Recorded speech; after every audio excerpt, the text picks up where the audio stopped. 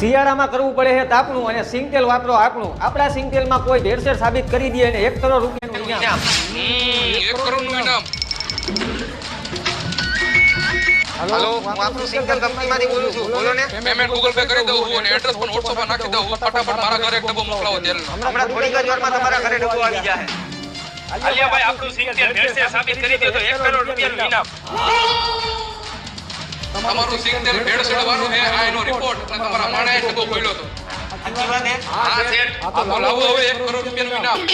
આ તેલ ભેળસેળ વાળું છે. હા નથી. તારા માટે 1 લાખ રૂપિયા ઇનામ. આ તેલ ભેળસેળ વાળું છે. કપાસી તેલની બોટલ આ સિંગતેલના ડબ્બામાં નાખી દે. હાલો નાખી દઉં. આલિયો ભાઈ, મારા મોટા ઉંધી અને ગાડીની ચાવી. અને આ રોકડા રૂપિયા.